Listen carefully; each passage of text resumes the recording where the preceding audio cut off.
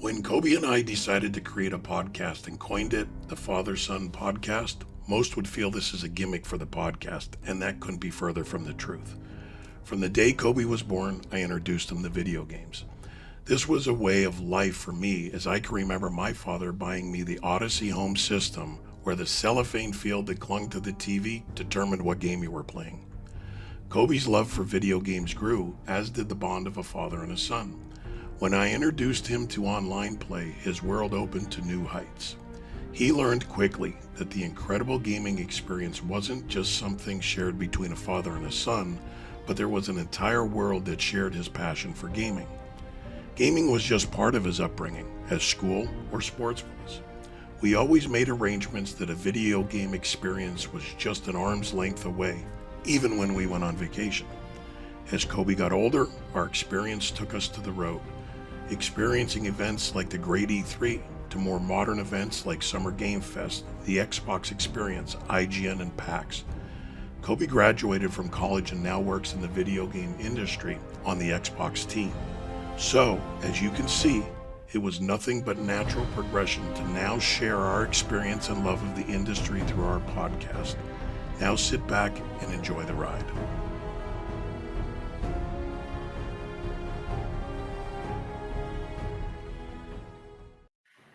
What is going on, everybody? Welcome to the Father and Son Gaming Podcast right here on Active Reload Gaming. My name is Kobe, aka Kobe127. That is Kevin, aka Octane699. Dad, how you doing? Not too bad. Very excited about the Tokyo Game Fest here. I thought it was one of the better ones, so I'm excited to talk about that today. Yeah, very excited to talk about that as well, being that there was conferences and showcases kind of spread all about, and it was kind of hard to kind of track down everything, but I think we did compile a good list of games to kind of go over, talk about. We got some the AAA hits, we got some smaller indie titles that truly surprised us, but yeah, there was many showcases. There was Xbox, Sony, Capcom, PC gaming show. There was a lot to be had over the weekend. Besides that, what did you get up to this weekend? Did you get any new recent gaming pickups? Did you play anything? What have you been up to? I've been trying to push through Silent Hill F.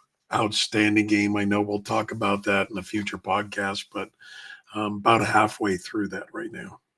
That's awesome to hear. I have finished Silent Hill F over the weekend. I am ready for the review coming up, but I'm also going to be starting, some subsequent playthroughs, because the thing that I have noticed with this game is once you do finish the main story, it does encourage you to play more runs as you go into New Game Plus, because it adds new story content along with new endings that kind of give more of a better picture as to what is actually happening in this world with these characters. So I'm super excited to get into that. So did you do any recent pickups at all? Yeah, I got a lot of stuff for our store, eBay store and our website, but nothing really worth mentioning. That's awesome. Well, I did do something pretty cool over the weekend. I'm going to throw up the image here. I built a new PC. This is the image of it right now. Currently running the live stream off of it, so hopefully everything is going to plan. But yeah, so I went and I see Shemplu's in the chat. Hello. He helped me look over the parts, get this build up and running. But yeah, I fully built it over the weekend. It is an absolute beast. I'm absolutely loving it. It is super cool right now. Currently, it says it is sitting at 49 degrees Celsius CPU. I finally got an AIO for once in my life. So it is very fun to see the screen and see what my temps are actually running at. So this is a whole new experience for me. And one of my friends said this is the Aperture Science build because of how white it is from Portal.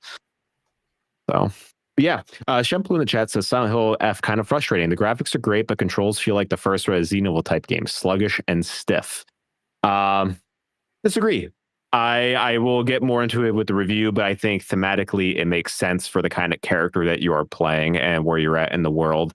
I also hats off to them for trying something a little bit different. If it doesn't land with you, I mean, that's totally fine.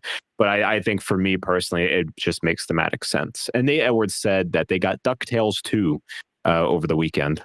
That's some heat right there. That's a fire game. That's DuckTales 2 for NES for those retro collectors. That's some heat right there.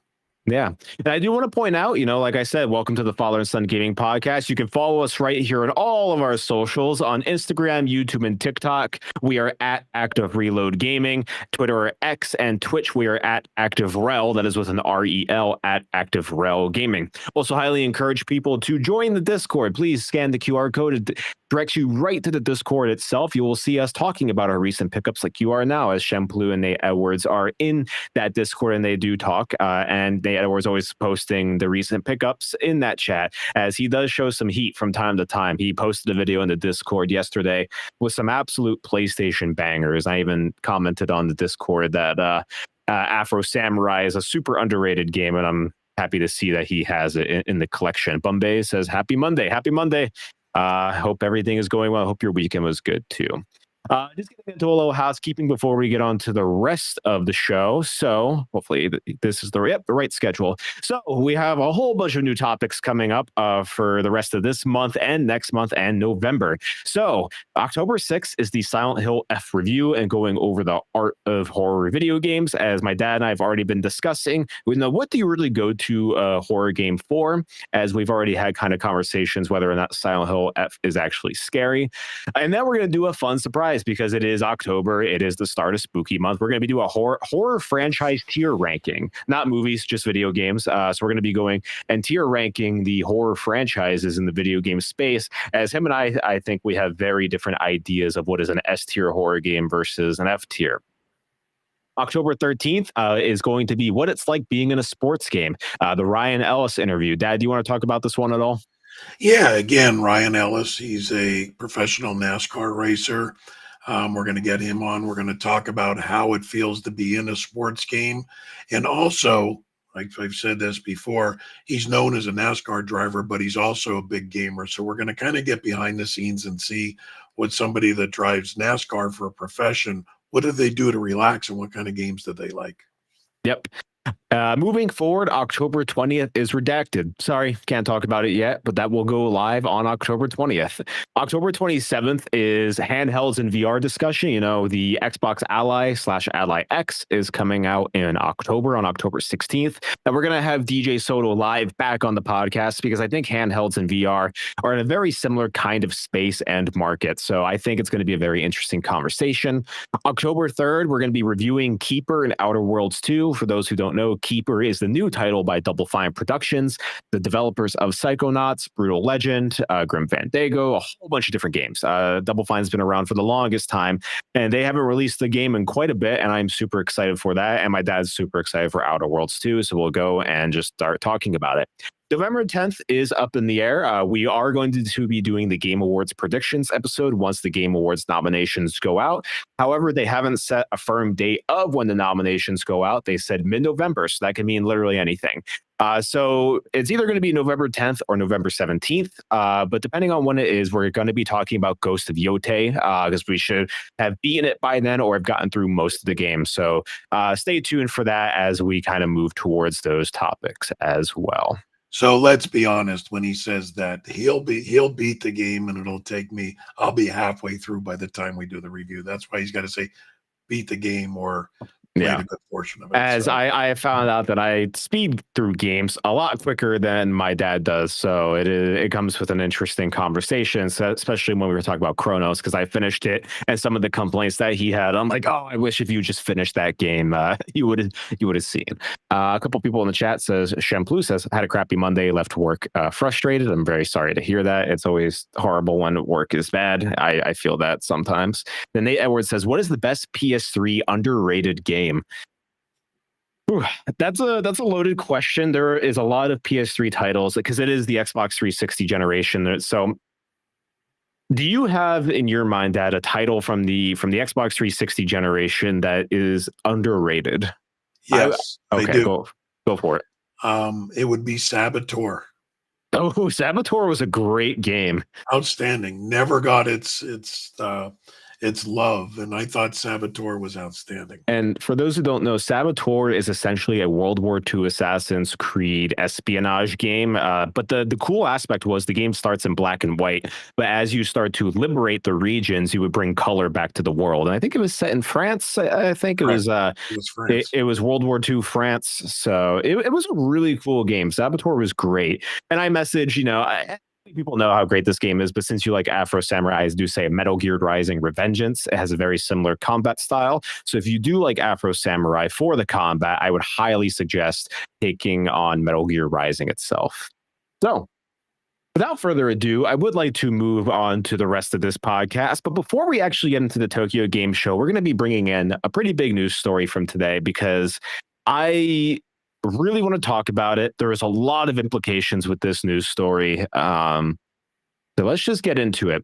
So for those though who don't know, EA or Electronic Arts has a $55 billion buyout by Saudi Arabia, and this gives a bigger foothold in the games industry. So this is an article from Michael McWhirter from Polygon. I'm going to read the article for everyone so we can discuss it. Electronic Arts confirmed Monday that the company was being acquired by private investors, including Saudi Arabia's public investment fund, private equity fund Silver Lake, and Affinity Partners, the investment firm founded by Jared Kushner, Donald Trump's son-in-law. The deal is worth $55 billion, according to EA, making it the second largest transaction in the history of the video game industry behind Microsoft's acquisition of Activision Blizzard. According to EA, the transaction positions the publisher of Madden, Apex Legends, Battlefield, and The Sims to accelerate innovation and growth to build the future of entertainment. Our creative and passionate teams at EA have delivered extraordinary experiences for hundreds of millions of fans, built some of the world's most iconic IP, and created significant value for our business. This moment is a powerful recognition of their remarkable work, said Andrew Wilson, chairman and CEO of Electronic Arts. In a news release, looking ahead, we will continue to push the boundaries of entertainment, sports, and tech, unlocking new opportunities. Together with our partners, we will create transformative experiences to inspire generations to come. I am more energized than ever about the future we are building. The arrangement to take EA private, it's been a public company since 1990, is another step in Saudi Arabia's massive and growing investment in the video game business. The kingdom's public investment fund, or PIF, through its Savvy Games Group, has spent billions on minority ownership stakes in Capcom, Nexon, Nintendo, Take-Two, and the Embracer Group. The PIF already had a 10% ownership stake in EA. Savvy Games Group-owned publisher Scopely snapped up Pokemon Go maker Niantic earlier this year for $3.5 billion. Saudi Arabia's investment in game publishers, developers, and esports organizations have been controversial, similar to the accusations of the PIF sports washing, meaning investments in sporting events like the World Cup and the establishment of LIV Golf, a league alternative to the PGA, to improve Saudi Arabia's global reputation. So we're going to just keep going. The $55 billion buyout of EA will come with $20 billion in debt financed by JP Morgan Chase Bank. Matt Piscatella, senior director at market research firm Circana, called that debt figure a shockingly large number to have to service. EA may need to quickly and aggressively adapt, which could mean more layoffs and increased monetization. EA has already laid off 670 workers in 2024 and an additional 300 to 400 in May. According to a report from Financial Times, EA's new investors are betting on AI-powered cost-cutting measures to significantly boost EA's profits in the coming years. Analysts at Freedom Capital Markets say the buyout should enable EA to increase its focus on long-term growth opportunities that may have been viewed as too risky or expensive as a public company. What the deal means for EA's suite of games, however, remains unclear. EA generates more than 70% of sales from live service revenue from games like Madden, EA Sports FC, Apex, and The Sims 4, meaning those games would continue to be investments for the company. The company's next big game, Battlefield 6, launches in October. There's a lot to break down here. Obviously, we'll start. Saudi Arabia and EA have come to an agreement of a $55 billion buyout. Where do we want to start with this? Well, I think first, because Kobe and I spoke about this, and to be honest with you, excuse me, Nate and I were talking about it, I think on Saturday, about this, and it just wasn't confirmed. And then it was just 100% confirmed. And I know Shimplu had sent some messages about it today. Here's where Kobe and I were a little taken back. They kept saying 55 billion and it's the biggest acquisition, when Microsoft purchasing Activision was $69 billion.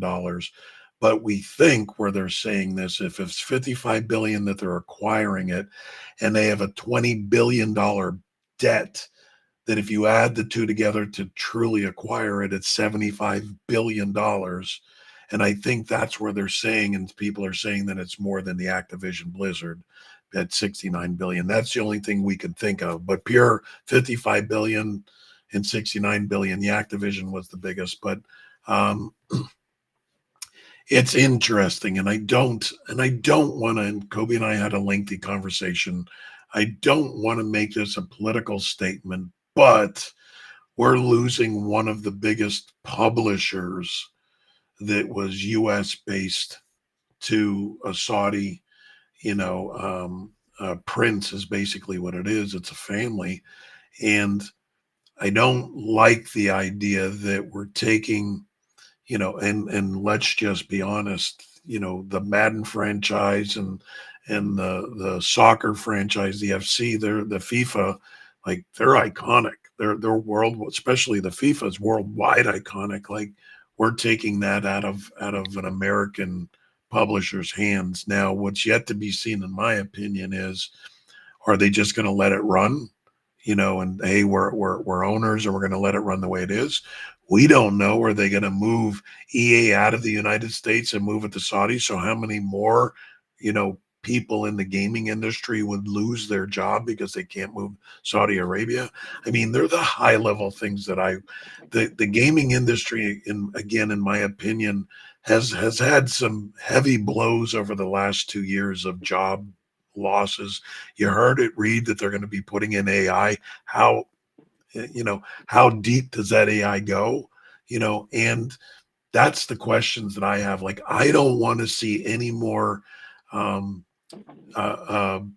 gaming industry jobs being eliminated. I just don't want to see it. And this could be on a mass scale. Everybody had, their fingers pointed at Microsoft with all this transition, which I get, because not everything with Microsoft, but the thing is when you acquire another company, there's 2 marketing people that you don't need. There's 2 vice presidents you don't need. So there's always fallout when you do that.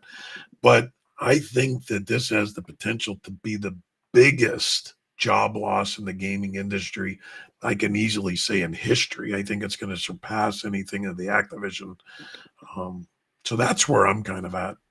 Yeah. And, I will say, obviously, there's a lot of controversy that comes behind this deal. I encourage everyone to kind of do their own research, read into it. I'm not going to get into it here, but there is a lot of controversy that I think you should know about. And I think it's going to help you inform decisions where you buy games with EA. But I do think, in terms of the immediate effect of the industry, we're going to see mass layoffs. We're going to see more aggressive monetization, because you don't go $20 billion into debt and just hope that you gain that back through pure game sales. That's not going to happen. And EA has already, been very aggressive with their monetization to begin with. If you have played a sports game recently, if you played any Madden, you know that Ultimate Team is the biggest money sink ever, and Scam. it is just, it's egregious, it's gross. They treat their consumers as numbers, essentially. They don't care. Like, it's very disheartening. And EA was going in the right direction with Battlefield 6. I thought they had a layup here, and now with all this news, it's tough. And the other thing, as we talk about, there's going to be big cost cutting measures. The incorporation of AI to cut down on cost is bad, because a lot of people are already being affected by AI. And AI, I've always said, I work in the tech industry, and I will say, I do work for Xbox, but my views do not equal my employers. These are all just my thoughts, and this is coming purely from a tech mind. So as a software engineer, I have come to the realization that AI is here to stay. We are not going to be getting rid of AI. It is going to be here for forever. Now, the thing is, AI should never be used to replace jobs. It should be used as a tool to help you become more productive. And there's many things that I have theorized and where I see tech going and what software engineering is, but I'm afraid of the verbiage here of saying that they're using AI to cost-cutting measures. Does that mean entire QA teams just go by the wayside and it's all up to AI in order to quality to testing, quality assurance? Does that mean that art and designers, are they going to be losing a lot of their stuff to AI? There's a lot of things here, and I do think overall, I hope for the best, as with always, but I do fear for the industry. I fear for the many people whose livelihoods rely on this company. So we'll see. Bombay in the chat before you go says, I'm not a huge fan of this deal. I don't know how to phrase this correctly, but with a large influence, the Saudi have the ability to influence game content. The changes game may be subtle, but their influence on sports can be seen on live events held there. And I agree. The one thing I wanted to bring up is, like I said, do your research, but Saudi Arabia does have a lot of censorship. And what I wonder is, for the people who are creating art, are they going to have their art diminished because they wanted to express something that now this private investment firm doesn't want to happen? I'll go back to Mass Effect is a prime example. New Mass Effect is happening. They allow relationships of all kinds in that game. Now, are you going to come in and say you're not allowed to have this? Like, just take relationships out in general? I do fear for the art of the games. I also don't think we're going to be getting many original IPs from EA anymore. I think we're just going to see sequels and their big money IPs as well. I think there's a lot of avenues to take. And I think, this deal does finalize in 2027. So there's still time to be seen. We will figure these things out as time goes on. I do agree with Bombay, and just so everybody knows, like the Saudi prince family, they just held the Canelo fight over there. I think Nate had said that they're going to hold the next WWE over there. You're right. They're throwing the money and they're buying, the biggest and the best. And what does that mean in the end? It all sounds great up front, 50 or $75 billion. Who wouldn't? But at what cost is what you're going to look at. And I really do, and encourage, and Kobe just said it, like, you need to really go look at this, because if you look and say, what do I care? What do I care if I still get my EA, Madden, or I still get my FC, 27 at that point, or if I still get my Battlefield, what do I care? Go read this, because you will want to care. It will affect you in some way, shape, or form. And that's why we're just, suggesting, just, if you're a gamer, educate yourself, because the landscape's changing dramatically. Yeah, I do think this is required reading. We can only talk about it so much. Go and form your own opinion, see who's involved, see what this actually entails, and make a decision with your wallet at the end of the day. That I'm not going to tell you what you can or can't buy. That is not my prerogative. Correct. But I do want to provide an information to you so that you can see that and be like, okay, I can make my informed decision then. So at the end of the day, I just hate that more game creators are going to lose jobs. I mean, I agree. When does that bleeding stop? Yeah. Rampage in the TikTok chat says, hola. Hola, welcome. We're getting to the end of the Saudi Arabia buyout conversation, and Shemplu in the chat says, "I don't know how I feel about giving my money to Jared Kushner." LOL. Yeah, like I said, research who's involved, what this means for you as a consumer, and make a decision then. That's all I can ask. Well, off that heavy topic, we're going to start reviewing Tokyo Game Show 2025. So Tokyo Game Show has been happening over the weekend. It is fully done. It kicked off with the Beyond the Strand. We had a surprise recorded podcast where we went and actually reacted to some of the Kojima Productions announcements. We're not going to be going over those here. Do highly recommend to check out that podcast, the Father and Son Gaming Podcast episode. You can find the video on demand right here on YouTube. And I think the video on demand is still lingering on Twitch at the moment. So you can go and find those there. We break down games like Fizzant, OD, the Death Stranding anime that's coming out, and we talk about whether or not my dad likes sake. So I highly encourage you to go watch that. But Tokyo Game Show has concluded. Like I said before, there was many different press conferences. So I'm just going to ask you, Dad, on a scale of 1 to 10, all the information that has come out, what would you rate this year's Tokyo Game Show? And then we can go in and start talking about the games that really spoke to us. I think it was an 8.5 out of 10. I think out of all the game shows year to date this year, 2025, I thought this was the best one. Why is that? I just think that, one, I do like more than anything, and maybe I'm wrong, maybe it's just my perception, but I've seen a lot of different, organizations covering this, like PC Gamer. It was one of their first times covering this event. I just thought maybe that's why I thought it was, because there was some fresh new faces in there. But it felt like E3 again, of how you had all these different things under one umbrella. And I appreciate the nostalgia of that, of having this blanket and then everyone just starts showing off everything in one area. Correct. And I was going to say that it was very E3-ish is what my next statement was going to be. But I'm always back to, do the games speak to me? It's always been, I know you and I have had this conversation, but, I gauge all of these shows and events by, and it's no fault of the show itself, but it's, do the games speak to me this year or don't they? That's what really makes me feel that it's better than the rest. So I just thought there was a lot of games that came out. Half of me is super excited that there's a lot of games that speak to me. The other half that has a backlog that's too high looks at it and says, why they keep throwing this out there? There was a great article that came out this last week when Hades 2 launched that it said the video games industry has a big problem right now. There's too many games. And I thought that was an incredible article to read. I highly encourage everyone to go read that. That there are too many games coming out. There's so many bangers. And even, like I said, with Hades 2, and now that being the highest rated game of the year, the Throning Expedition 33, it's pretty crazy. I just want to add to that, because we forgot to do this kind of in the housekeeping, just to keep a lookout, guys. We want to add Dimension, to the Father Son podcast. And Kobe will soon start to stream some stuff on different days of the week.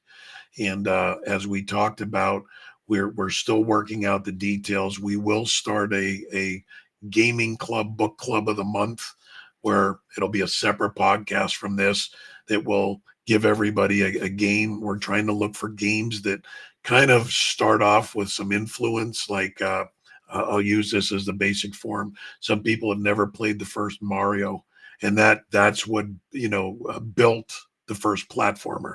We talked about Metal Gear Solid, of how that revolutionized the third person over the shoulder, just things like that. We're going to come up with some stuff and say, okay, here's the game. For example, we'd say Mario Brothers, the first one. We'll give everybody a month. We'll talk about, how to emulate it if you wanted to, if you're a retro gamer, whatever it takes, we'll kind of help you out to kind of find that. And we need to, and then we'll have a month to finish it. And then we'll have a separate podcast where we'll talk and discuss that like a book club. Yep. Fully agree. Yeah. I agree with you, though, for the Tokyo Game Show. I think I would also give it an 8 out of 10, 8.5. I'm definitely in that range. I think there was a lot of great games to be shown. We got a lot of answers. There's a lot of new stuff on the horizon. And there was just a breath of fresh air for everyone. And I'm really excited to see, everyone kind of coming together and having these shows in Tokyo. I think, having Eastern audiences show off their games to the rest of the world on such a huge stage. I really like seeing that. There's a lot of cool games coming out, and there was a lot of surprises that I also did not expect. So yeah, I would say overall 8.5, 8. I think it was a really good showing.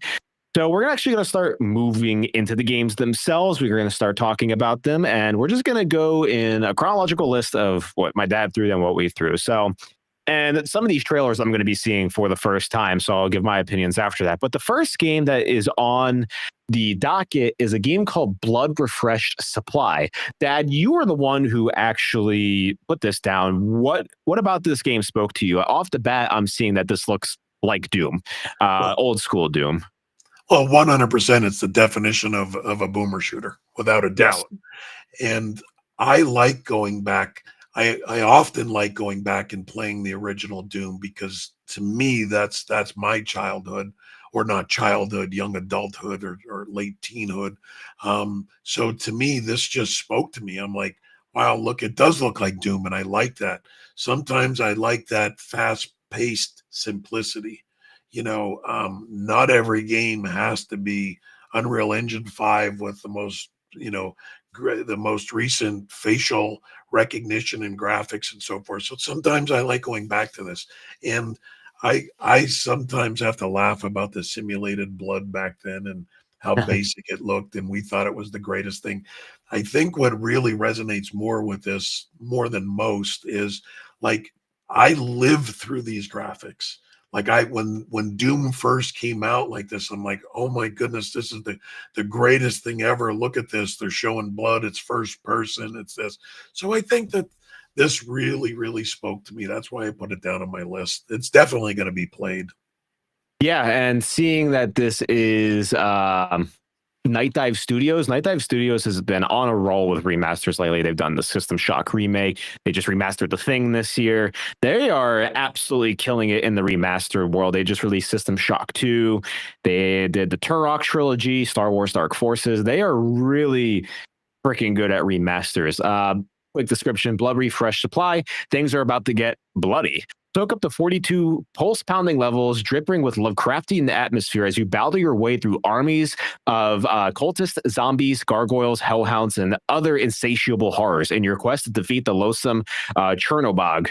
The game does release on December 4th, 2025, so it's not too far away, and you can pre-order it right now on all platforms. The pre-orders are up. Yeah, I mean, this game looks great. I also love OG Doom. I love games of this style, the boomer shooter.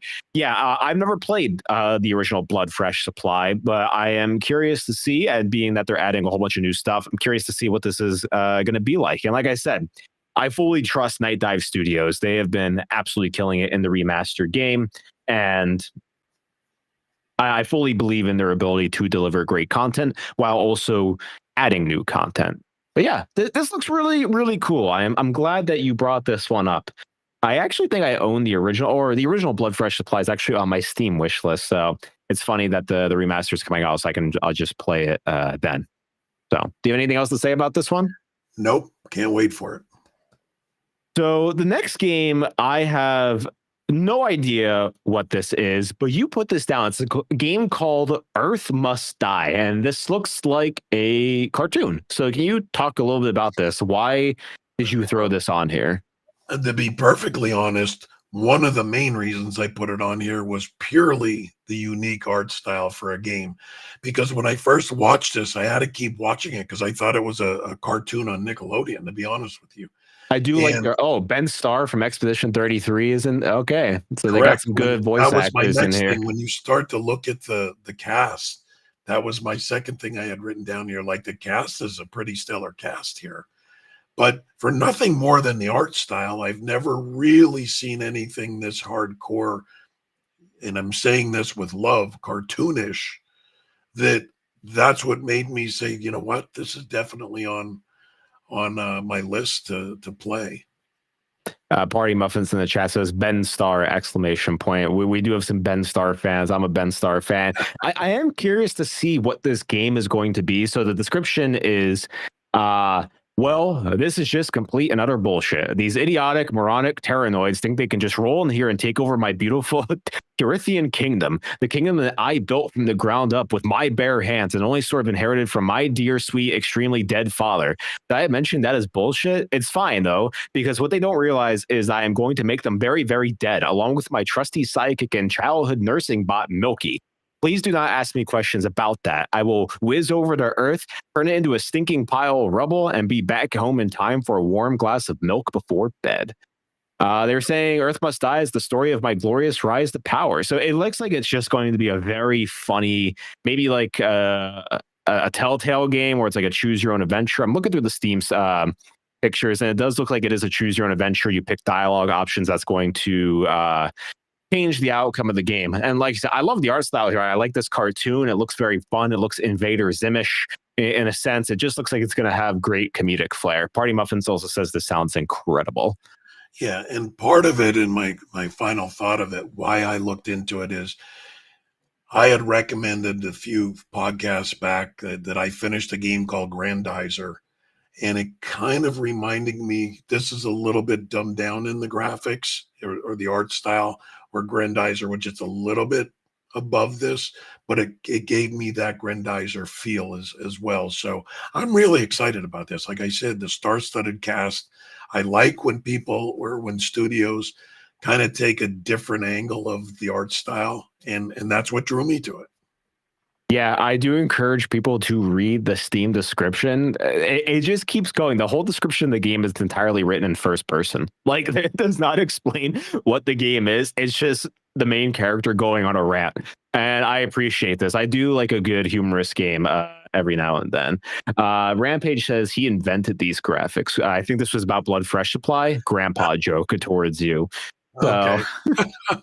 well, yep, he was there at the birth of it. There is no release date for Earth Must Die, but yeah, this game looks pretty cool. I'm definitely going to put this one on my list. So the next game is one that you brought to me, and I was blown away by it. And this is called Kaiju Cleanup. Can you tell me why you threw this on here? One, if anybody that knows me, I'm a kaiju fan. I like everything kaiju, everything Godzilla, everything Gamera, you name it, Ultraman, all the way back to the 60s and everything. And it's a great concept. Just think about this. I don't care if it's the most modern Godzilla that you've ever watched. When you kill a monster, it's done, and the movie or the show moves on. Well, what happens when you have this big dead carcass sitting there? And I just absolutely fell in love with this. This is on my list, and I guarantee I'm going to play it day one, because one, I'm a sim player. We were talking about it a few weeks back, the power washing sim. This takes, to me, like a power washing sim and puts it into a kaiju. I mean, I just think that's great. You have to go take a dead kaiju carcass and disassemble it. I just think that this looks so fun and is so fresh with a different angle. And you talked about games that kind of make you laugh sometimes. This is what I think I'm going to have such a blast playing this.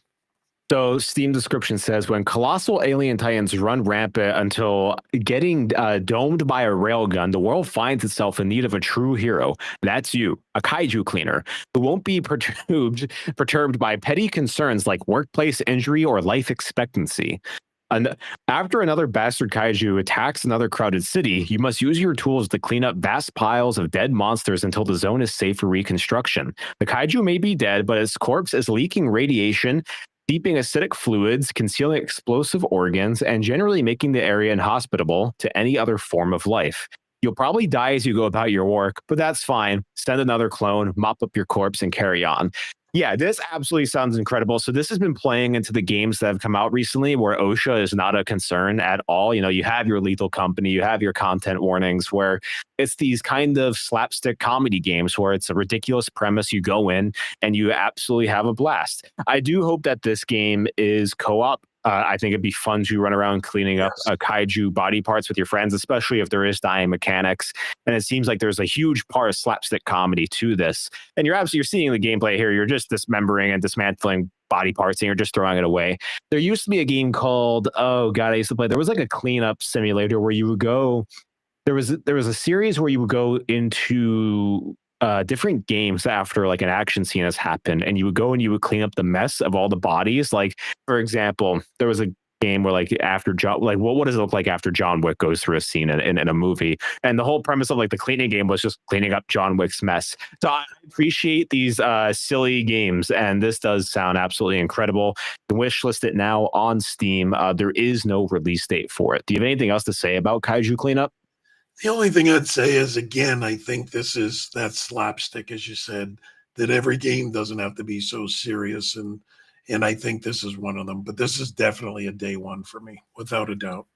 Yeah, I'm very excited for this. After you put this on the list, I was like, wow, this absolutely looks just incredible. A good kind of turn your mind off kind of game. And once again, who doesn't love cleaning? I love cleaning. I like having a clean space. So, And the, I just want to say something that just came to mind when you said you hope it's co-op, and it's not really a lot of the games that I put down, but the thing I was surprised about in some of the games that didn't make my list was, and we said it in the past weeks, more and more games are coming out with couch co-op, which I am 100% loving that they're bringing that back. And again, they weren't in any of the games that I highlighted here, but I did see more and more games in the Tokyo Game Show that are touting the couch co-op. oh yeah, couch co-op needs to have a huge resurgence. It's just so fun. Having someone next to you and playing a game, even like Split Fiction from this year was an incredible couch co-op game. So I'm glad to see a renaissance. Even there was a new one that came out a week back called Lego Voyagers, which looks like a super cute kind of Split Fiction-ish game where it's like different kinds of level designs and mechanics that you're going through, but you're these little Lego bricks. It just looks like fun, and you can play it with your kids, play with the family. So I like to have these games of all different age brackets to be out there for people to play and enjoy. So the next game that you brought to me is a game called Soul Mask, I believe. So this one is the Shifting Sands DLC. So what about Soul Mask spoke to you? Because I believe Soul Mask is currently out in early access on Steam. Yes, it is. So you can go buy this game right now and play it. So what spoke about this? What spoke to you about this? Again, anybody that knows me, I'm a big sucker for anything Egyptian. So when I saw this, I love the Egyptian portrayal here. And I like that they're putting a little bit of historical twist, which I really like. You go back to a lot of other games that I've mentioned. Anytime you take historical fact and put a little bit of historical fiction on it and twist it, that's what I spoke. I've got to be perfectly honest. I only put this on here because it was Egyptian. I really feel that I need to see more of the gameplay to really make a full-blown assessment. But when I looked at what was in the Tokyo Game Show, this was definitely on the top of my list just to see a little bit more and see what this gameplay really looks like. But anything Egyptian, I'm a sucker for. So I'm looking at the Steam page right now. Soul Mask is an open world survival crafting game. So akin to like Ark, Conan Exiles. So Soul Mask is a sandbox game that prioritizes an authentic survival experience. As the last one, blessed with the mysterious mark, players will grapple for survival in a primitive land steeped in mysterious faiths, carving out a path to ascendance. Start from nothing, explore, build, recruit tribesmen to fortify your clan, and ultimately unravel the mysterious truths hidden by the civilizations of this world. So it seems like they're doing like a lot of historical mythologies and different just points of history to make an actual survival sandbox. That does seem pretty cool. I don't play as many survival sandbox games anymore just because there's such a huge time sink. And given the amount of current games coming out that are just absolute bangers, I haven't really invested my time into another survival game. I would love to get into Dune Awakening at some point. But Soul Mask seems like it is pretty interesting and unique. And it seems like it is mostly positive on Steam. People do have good reception about this game. Like I said, it is early access. So, asterisks next to it's out right now, but it seems like people do enjoy it, and them adding Egyptian mythology and lands is a pretty cool get. Yeah, and I am a survival game player. I like survival games. Like it's definitely in my top three genres of video games. So it does speak to me, and I might just give it a shot. Go out there and download Soul Mask now and give it a shot. Yeah, go for it. It is actually currently on sale during the Steam Autumn sale, so you can go buy it for $20 right now if you any of you are interested in this game. So the next game that you talked about with me is a game called Morbid Metal, and this is the official playtest announcement. Talk to me. Why? What about Morbid Metal spoke to you? You were like, I need to add this. Well, when I first watched it, I'm like, oh, it's really not my game. And then when I started to see the gameplay, it really reminded me of a futuristic Ninja Gaiden. And I do like Ninja Gaiden. And if you watch the gameplay, it's very reminiscent of Ninja Gaiden. You could see where they took a lot of the mechanics from it, a lot of the fighting style from it. So that's really why I put it in there. And we talked about this in the past, like, and we both like that kind of hack and slash game style. And I think it was you that said that you'd like to see the resurgence of that. And I think the Ninja Gaiden hopefully will start that. I think this is truly one of them. The thing that is shocking me right now, I'm just scrolling through the Steam page. This is published by Ubisoft. It is. I did not realize that. That's pretty interesting. I guess it's a smaller developer made with Unity, and it's being published by Ubisoft. But that's pretty, yeah, interesting. So, Morbid Metal is a hack and slash action roguelite where you shapeshift into powerful characters, switch in real time to unleash unique combos and slaughter hordes of deadly machines and intense bosses. Yeah, watching this gameplay, I've been saying, like you said, there needs to be a resurgence in the hack and slash genre. I think the Souls genre, as much as I love it, is the one that kind of took out the hack and slash genre. We used to have so many more. You had your Ninja Gaidens, you had your Bayonettas, Metal Gear Rising.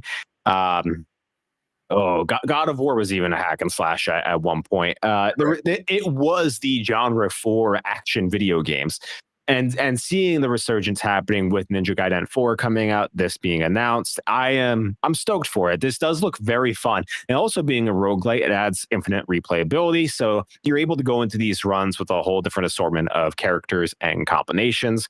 I do think this looks really interesting, and I definitely want to put this on my list.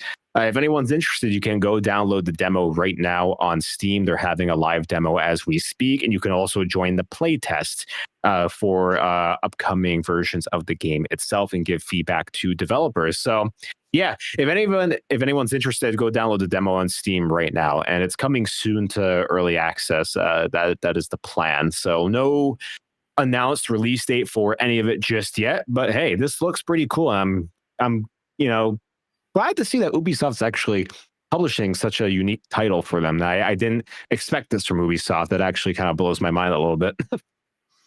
Well, I'm super stoked here because I'm 5 for 5 with my games with you. So, well, the next one is also going to be a 6 for 6 because this one is Pragmata, and I've played Pragmata already at Summer Game Fest this year in June. So I'm coming in with this trailer with a lot of knowledge. So Pragmata has been in development hell for the longest time. This was announced during one of the PS5 reveal presentations way back in 2020 or 2021. This thing has been delayed to ever living hell, and it's actually coming out next year. The game is actually real. It's coming out in 2026. I want to hear why you are interested in Pragmata. Like I said, I played it. I absolutely enjoyed the 20 minutes that I got to check out with this game. Well, again, right here, what you're seeing, that's what intrigued me is I'm intrigued to see the spin that they put on combat. And that's what's really intriguing because I did see a little bit of it, in past trailers, but I thought this one they're doing a little bit more in the gameplay and showing a little bit more of that combat mechanic. And I really think that that's why I want to do it is see what the combat mechanic really can do when it's and how it feels. Yeah. So based off of the demo that I played in June, like I said, I got to experience 20 minutes of this game.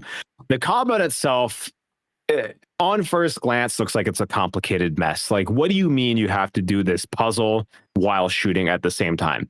Trust me, it's a lot more intuitive than that. It's actually a lot simpler, and it's super fun. So essentially what you're seeing here, you have 4 weapon slots. You always have a pistol, and you can grab other weapons that are limited ammo. Your pistol has unlimited ammo, but it shoots pretty slow. You can pick up other weapons and use them as well. So when you aim at these robot creatures and you shoot, the weapon you have barely does any damage. You have to do these puzzle hacking mechanics with the girl in your back. It's essentially like a game of Snake. And if you were to essentially think of it like this, you're going to hold your controller and you're going to hold the left trigger to aim.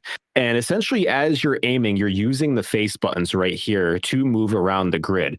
So it is super actually comfortable to play this because realistically, you're backing up and you are just using the face buttons right here to move around the grid and to get damage boosts. So you have that. And then once you actually hit the hack, you do normal damage and you fly through these enemies. And I actually like the strategic thinking that brought with this because you're not just running and gunning and just aimlessly shooting. You actually have to think about what you are doing. And I like that extra layer of complexity to a third person shooter. Yes, and again, it reminds me, anybody that has played Bioshocks, the pipes when you had to, switch Exactly like that. the pipes. That's what it reminds me of. And I'm a big Bioshock fan, and I think that's why it might resonate with me because I'm intrigued to try that and see what happens. Now, before we move on to the next game, I got to ask you because it's going to tie into the next game. Do you think this is a hidden Mega Man game? It could be. So, it could be. And again, the big reason why I put this on here is just because we've never seen a collection before of this. Well, before we get into the Mega Man collection, I want to say with Pragmata, there is a lot of this. Yeah. Do you think Pragmata is a hidden Mega Man game? It could be. I mean, the only reason I'm going to say it could be is because you showed me some of the potential Easter egg stuff. So it could be. I mean, I can't sit here and definitively say no, it's not. So there is a lot of evidence pointing towards Pragmata, and I always do this exercise with everyone. I'll just show the camera. So if you can see this little girl that's on your back, remove the hand. What does that look like to you? It looks like the Mega Man blaster.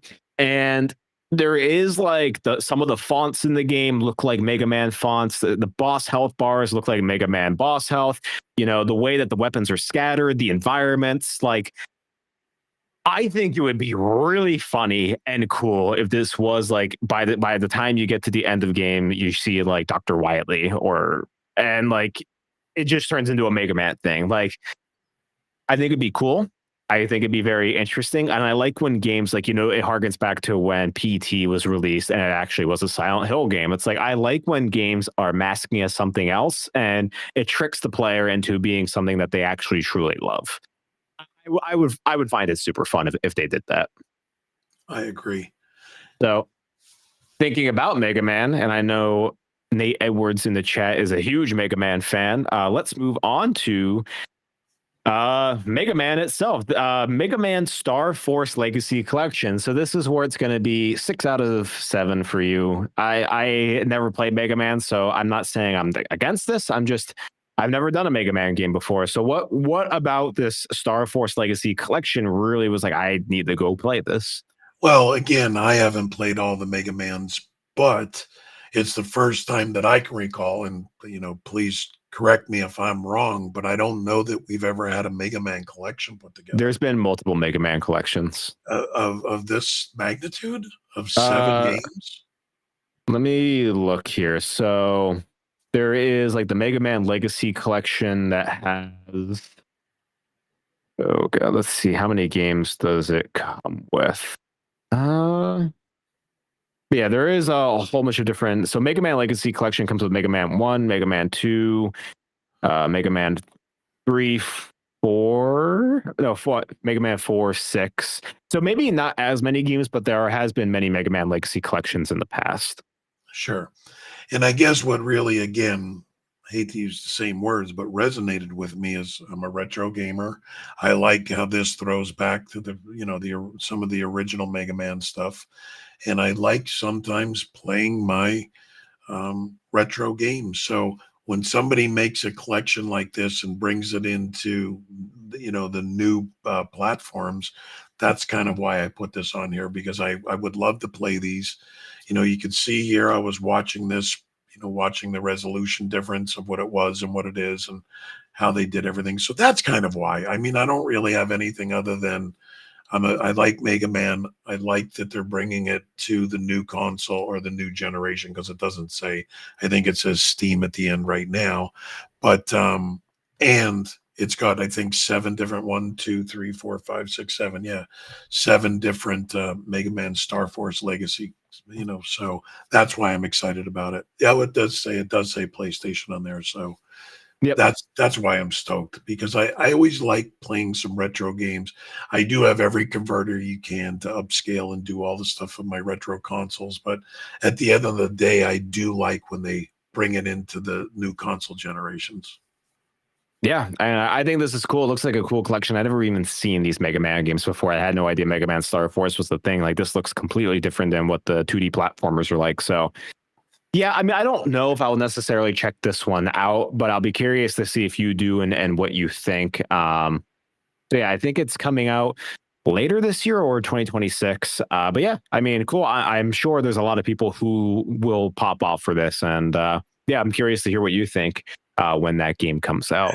6 out of 7, I'll take it.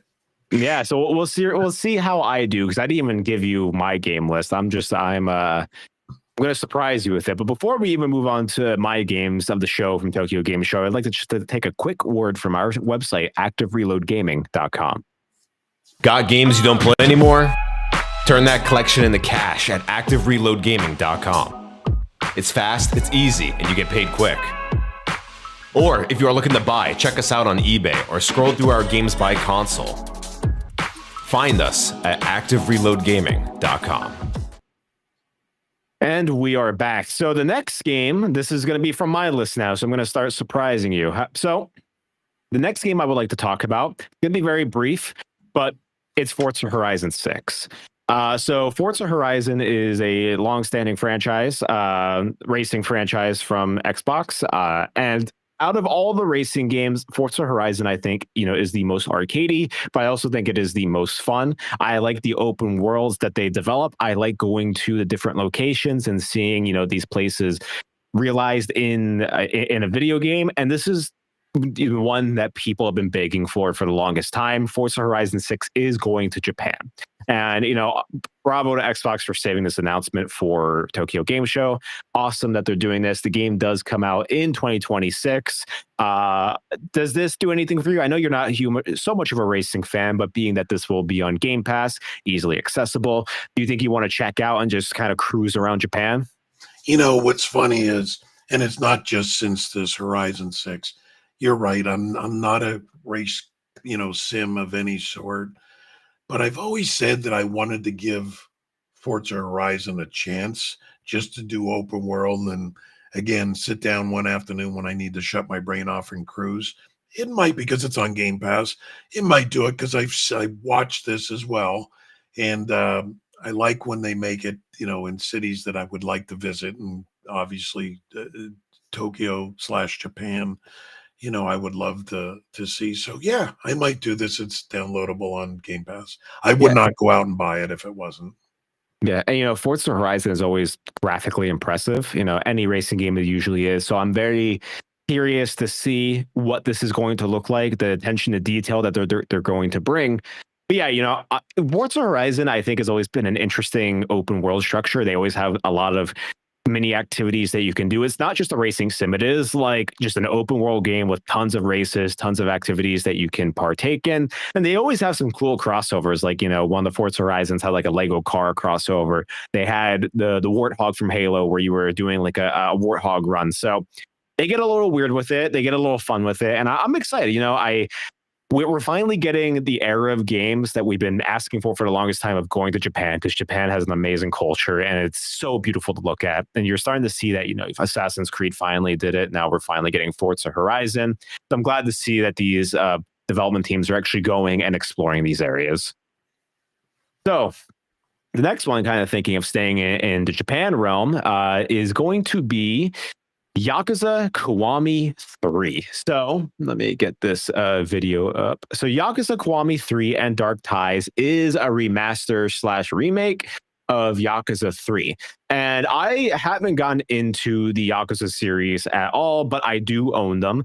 And Yakuza has always, I have a good friend who loves Yakuza and says how ridiculous these games are, but they're so much fun. And seeing Yakuza Kiwami 3, this remake of the original, and how fun it looks, how ridiculous it looks. And they're also adding a Dark Ties expansion. So it's another brand new game added on to this remake, and it adds an additional 8 to 12 hours of content. And you actually play as the antagonist for Yakuza 3, and it's fully new. And it's brand new content that's being added to this package. And this package is only $60. So I think it has a lot of good value. But I've always been interested in the Yakuza series. I think the combat looks absolutely ridiculous. I like how weird they get with their mini games, and I like just how weird the stories get. And I think this just looks pretty fun. And I think it's going to be kind of a good shut your mind off, go live in Japan, play with the Yakuza, and just, become a real estate agent as you can in these games. But yeah, have you gotten into the Yakuza series at all, Dad? Or if not, have you been interested in Yakuza in any way? I, like you, I also own these, just never got a chance to play them. I think when they originally came out, I think the first one originally came out on the PlayStation 2, maybe. I think I did play some of it, never finished it. But yes, I think the story looks incredible, and I would definitely like to get into this franchise.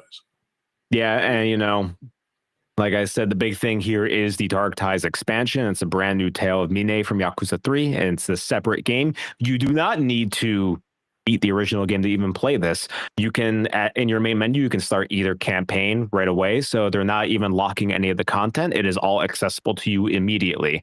So yeah, I think, RGG continues to be a studio that just keeps pumping out tons of games. They have a lot on the horizon. They have Yakuza Kiwami 3. They're making the new Virtua Fighter. Virtua Fighter has been gone for the longest time in the fighting game space, and actually them bringing back makes perfect sense. And they also have a game called Stranger Than Heaven, which looks to be like Sleeping Dogs. So I am totally excited to see where RGG goes with the Yakuza franchise. I'm glad that they're kind of remastering the beat 'em ups, because the Like a Dragon series is turn-based. So they're giving players and consumers two different avenues where if you want to get into the Yakuza world, but you're not so much of a turn-based person, you can go and actually play the original beat 'em ups as they're being fully remastered for everyone. So do you have anything else to say about Yakuza? I just think this game looks pretty fun. It does look very fun.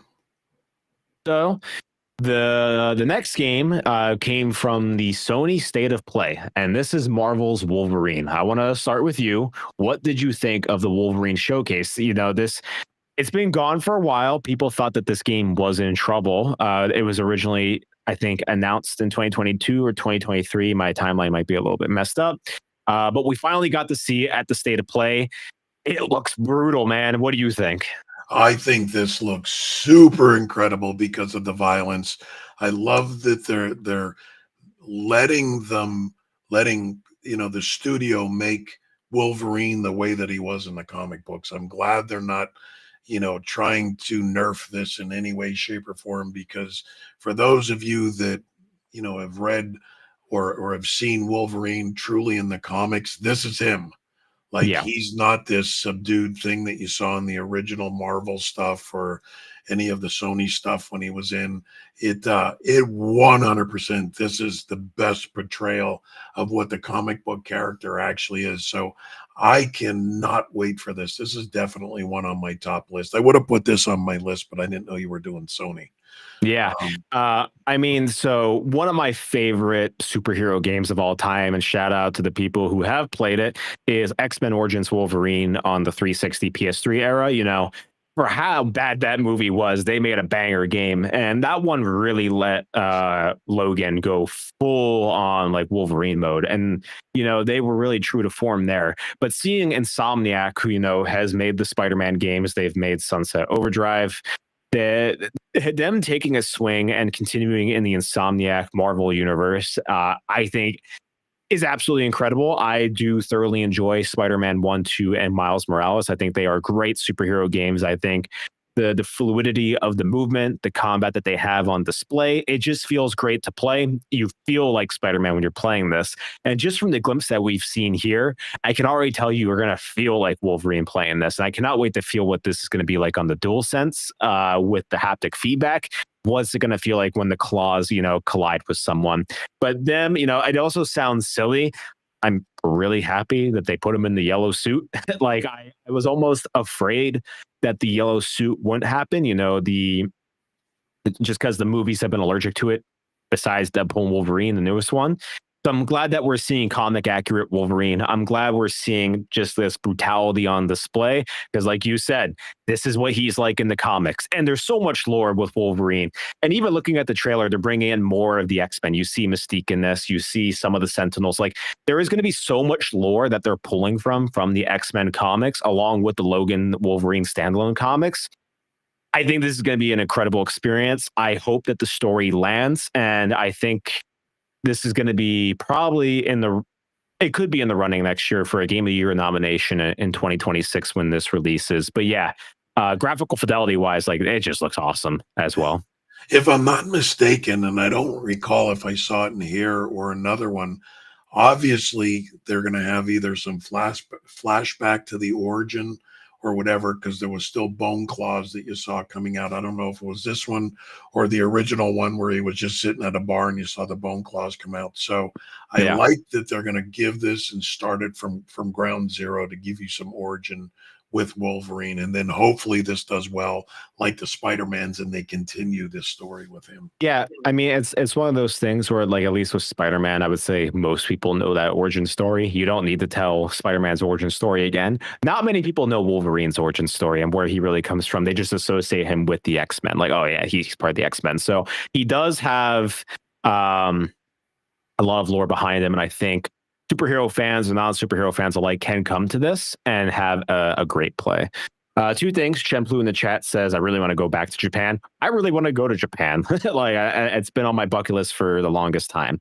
And also says, kind of looks like a next-gen game. Graphics are very nice. I bet it's going to run like Donkey. LOL. Well, we'll see. What's funny is that's spoken like a PC player, because I don't think any of the graphical on the PlayStation, even going to some of their highest graphic stuff, like oh my goodness, what's my Aloya? I'm drawing Horizon, like one of their biggest graphical games, never ran bad on the PlayStation. So that only happened, Shem, on PC gamers. Get a console that never runs like Donkey. Oh man. Shenplu says, let's go field trip, all of us. And Nate Ward says Origins is so dope. Yeah, dude, X-Men Origins Wolverine, the game, not the movie. I gotta say that, because if anyone watches and think I'm saying the movie's good, I'm not. But the game, X-Men Origins Wolverine game, is honestly spectacular and so much fun, man. Like, I missed out those old. You know what? I want to bring that up quick because Nate Awards was posting it in the Discord. Where are movie tie-in games anymore? Like, we're getting like some real good movie tie-in games. Bring them back to being crappy, man. We need nature to heal. We miss the old crappy movie tie-ins. I always said I think a Sinners video game would be incredible. No, I don't want that to be crappy. That would be amazing. I want that to be a good game. So. Oh yeah, no, a Sinners video game would absolutely pop off.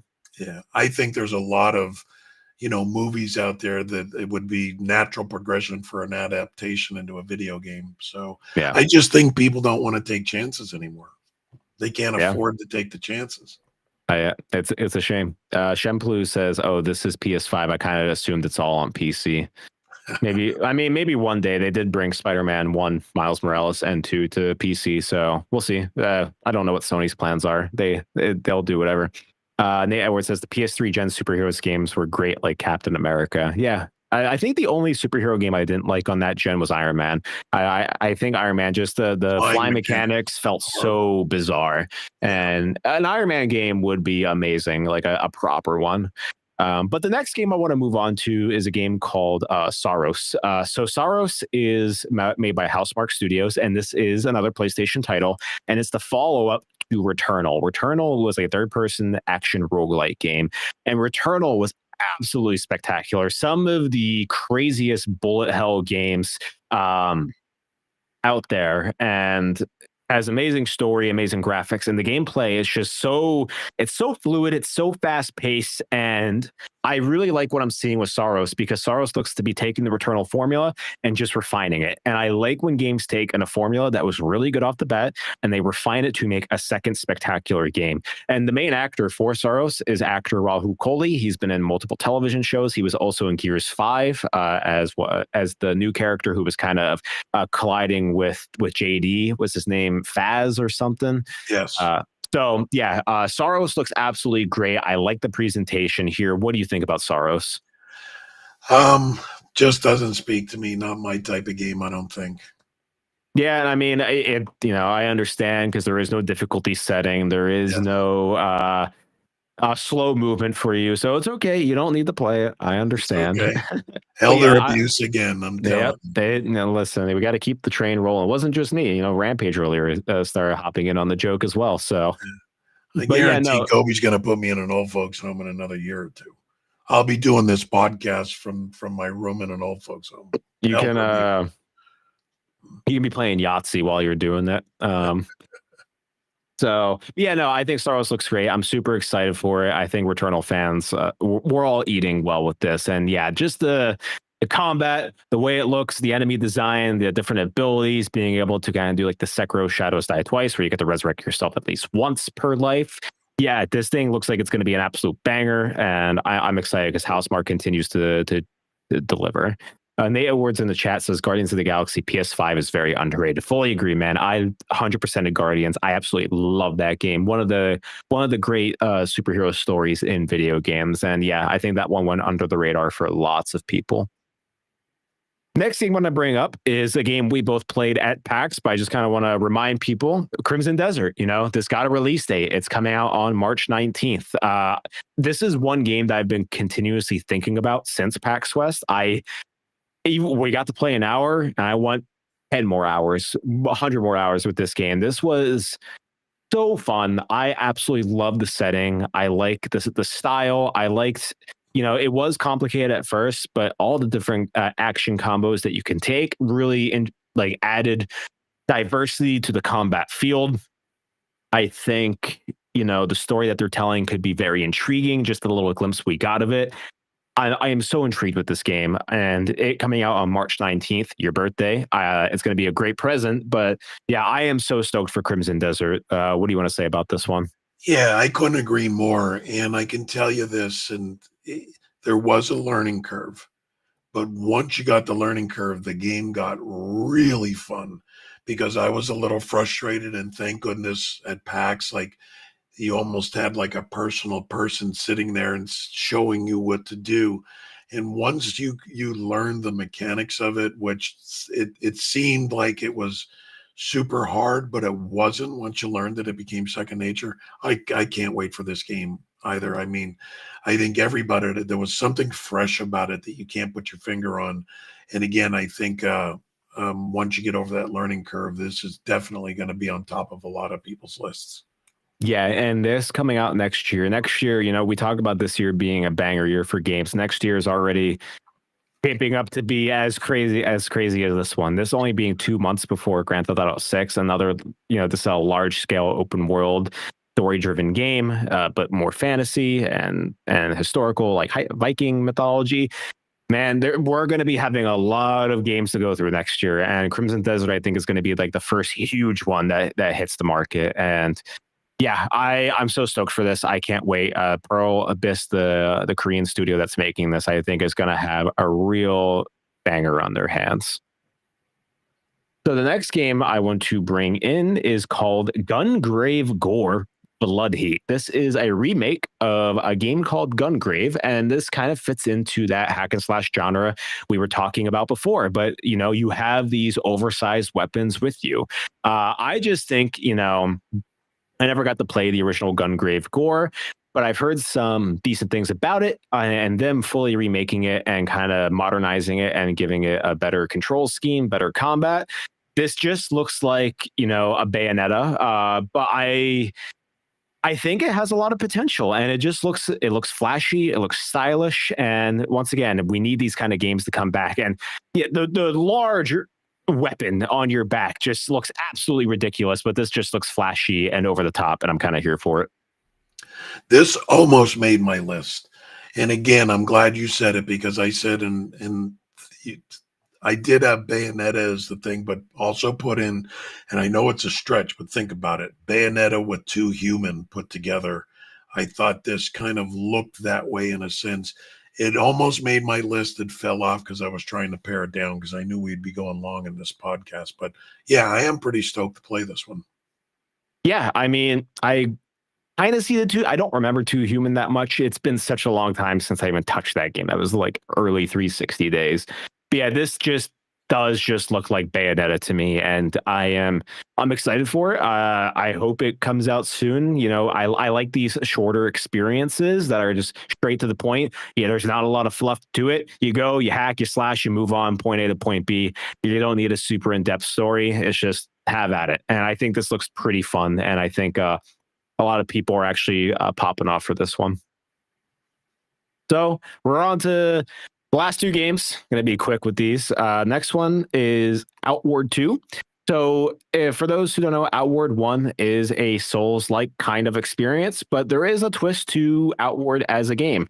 Outward, you play as just a person. You are nothing more. You are essentially a normal civilian in this harsh fantasy world, and you are absolutely struggling. You're not the hero in your own story. You are literally just like, we talk about like interesting concepts with like the kaiju cleanup. The concept here is what if you were just an NPC who ends up going on an adventure in Outward? And I think that's such a funny concept. It's like, okay, let me pick up the weapon. Let me go try to be the hero and actually bring some change to the world. Yeah, Outward 1 was absolutely a spectacular game. I played a lot of it, and I'm just excited for Outward 2, as this challenging action RPG has survival elements, and it's focusing around a grounded experience. No hand-holding, no scaled encounters, no divine blessings to make you tower over your enemies. You eat your meal, you check your map, you grab your backpack, and you go on an adventure. And I like that. It's simple, but it has a unique twist to these kinds of RPGs. I did like this one when I saw it as well. And to be honest with you, and I could be wrong, I think this is one that talked about couch co-op. Yes. In it. So I like that. But I did like the unique story. I thought the vistas that they were showing were quite stellar and incredible looking. But I do like that concept. You're nobody special. You're just making your way through life, and you have to do, hero things throughout doing this. So I would give this a try. Yeah, it's just a cool concept, and on Steam you can request to join the playtest now. But I highly encourage Outward 1. You can get tons of mods for it. You can make it a pretty fun experience, and the game is just it's great. I think it's a fun time. Last game I just want to quickly go over. This one you will know immediately why it caught my attention. It's called The Relic: First Guardian. So not much is really known about The Relic. This was, I think, just announced this Tokyo Game Show, but it says the fate of Arcellus is now in your hands. In this action RPG, you embark on a heroic adventure to save the world in the dark as the last guardian. The once prosperous Arcellus was swallowed up by the void created by the destruction of the Great Relic and transformed into the land of death. Now your mission is to find the pieces of the broken Great Relic and close the void. You are the last hope. Start your journey as a guardian, gather pieces of Great Relic, and close the void. Your venture will bring Arcellus into a new era. And you get to choose your own play style. You choose from 5 different types of weapon options, of which form the basis of the action. Each weapon has its unique skill, which can be changed according to your play style. There's a character system. Your characters do not have levels. Instead, runes, items, and crafting are used to strengthen your character. Complete dungeons and defeat bosses to expand your world and grow your character to the greatest potential. I think, I like what they're showing here. The presentation looks cool. I like this dark fantasy environment that they're going for, dark fantasy storytelling. I do like the whole idea of a non-leveling system in an RPG game. I'm very curious to see what that's going to look like because you're not buying into skills. You are just getting better gear and moving along. And it seems like it's going to be a natural progression and the game kind of changes to your play style. Kind of looking at this briefly, what do you think of this, of how it looks? I'll tell you, I wasn't, and I did see this one as well. I wasn't that intrigued until I heard about the level progression. I'm kind of into that because I think that that's been done to death and kind of going back to a simplistic and let gameplay level you without having to go in with all these skill sets and change your gameplay. And I love that. And don't get me wrong, I do love that. But having the RPG without it, I think, is what's going to make this potentially stand out. Yeah, I fully agree. I want to keep my eye on this one. I want to see more from it. But the little bit that I've seen of it and kind of the story that they're telling in this dark fantasy world, I think there's potential in this game. So, yeah, I also agree. The new kind of leveling system that they're doing is super intriguing, and I think that's what's really drawing me to this game overall. Exactly. Oh, we made it. We're at the end of our Tokyo Game Show kind of recap, games that we found intriguing. There was a lot there, a lot to talk about.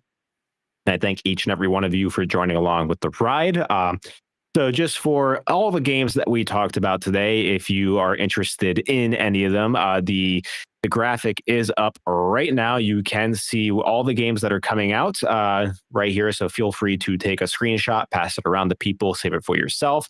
But yeah, a lot of these games are a TBD, and some of them have been dated for next year. So we do have a lot of games on the horizon. Do you have anything else to say about today's podcast? If not, we can close this out. Yeah, as much as I'm excited, like I said, I'm upset. There's just too many games. And I've said this numerous times. If you're a gamer and you say there's nothing to play, then you're not a true gamer.